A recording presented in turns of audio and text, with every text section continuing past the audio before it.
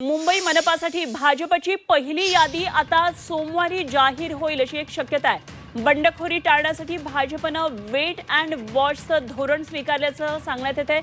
उद्यापर्यंत जागा वाटपाचा तिढा सोडवला जाणार आहे। तर ठाणे, मुंबई, नवी मुंबई, कल्याण, डोंबिवली आणि मीरा भाईंदर तसंच पनवेलमधल्या काही जागांवर पेच अजूनही कायम आहे। विश्वसनीय सूत्रांनी झी 24 तासला ही माहिती दिली आहे। बंडखोरी टाळण्यासाठी भाजपचं वेट अँड वॉचचं धोरण आहे आणि भाजपकडून त्यामुळे आता सोमवारी ही यादी जाहीर केली जाणार असल्याचं कळत आहे। भाजपकडून बंडखोरी टाळण्यासाठी सावध पवित्रा घेण्यात आलाय। उद्यापर्यंत या महापालिकांमधल्या जागांचा पेच सोडवला जाईल अशी माहिती विश्वसनीय सूत्रांकडून कळतेय। त्यामुळे आता 29 डिसेंबरला ही पहिली यादी जाहीर होईल असं कळतं आहे।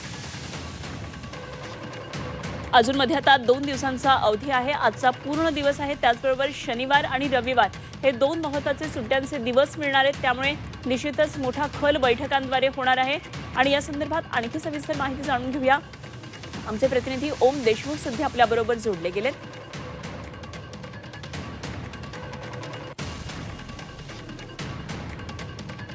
ओमकडून माहिती जाणून घेऊया। ओम, बंडखोरी टाळण्यासाठी भाजपनं वेट अँड वॉचचं धोरण स्वीकारल्याचं कळतंय। आता सोमवारी म्हणजे 29 तारखेला भाजप यादी जाहीर केली उमेदवारांची असं कळतंय।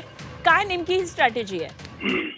अनुपमा, आपण पाहायला गेलं तर खरं या निवडणुकांमध्ये बंडखोरी मोठ्या प्रमाणात होते, कारण मायन्यूट लेवलच्या निवडणुका असतात। त्यामुळे इच्छुक उमेदवारांची यादी देखील मोठ्या प्रमाणात आहे आणि संभाव्य बंडखोरी या 2 पर्यायांची जर आपण विचार केला तर ते या सगळ्यात डोकेदुखीपासून वाचण्यासाठी भाजपकडनं अशा प्रकारचं धोरण अवलंबलं जाते।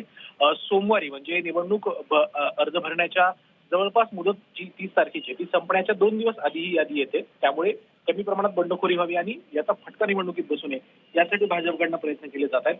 मुंबई असेल, नवी मुंबई असेल किंवा MMR रिजन मधल्या महत्त्वाच्या महापालिकांसाठी हे धोरण विशेषत्वानं अवलंबलं जाईल आणि सोमवारपर्यंत पहिली यादी, रविवारी रात्री किंवा सोमवारी सकाळी ही यादी येईल, जेणेकरून इच्छुकांना अर्ज भरण्यासाठी आणि बंडखोरांना बंडखोरी करण्यासाठी कमी वेळ मिळेल आणि पक्षाला कमी फटका बसेल, या अनुषंगाने हे धोरण आखलं जाते। खरं तर अजून मुंबई संदर्भात आणि महत्त्वाच्या महापालिकांसंदर्भात युतीच्या संदर्भातला सुद्धा निर्णय होणं बाकी आहे। त्यामुळे या सगळ्या गोष्टी लक्षात घेता सोमवारपर्यंतचं वेट अँड वॉचचं धोरण अवलंबून सोमवारी पहिली यादी प्रकाशित करण्याचा निर्णय भाजपकडनं घेण्यात आल्याचं कळतंय। त्यामुळे बंडखोरीपासून वाचण्यासाठी भाजपने हे पाऊल उचलल्याचं यातून स्पष्ट होतंय। अगदी ओम, धन्यवाद दिलेल्या या सगळ्या सविस्तर माहितीसाठी। आणि अर्थातच आज दिवसभरामध्ये आणि पुढचे 2 दिवस शनिवार रविवारमध्ये या संदर्भात अनेक महत्त्वाच्या घडामोडी घडणार आहेत। जरूर लक्ष ठेवून राहा। वेळोवेळी चर्चा करूया। ओम देशमुख आमचे प्रतिनिधी आपल्याबरोबर होते।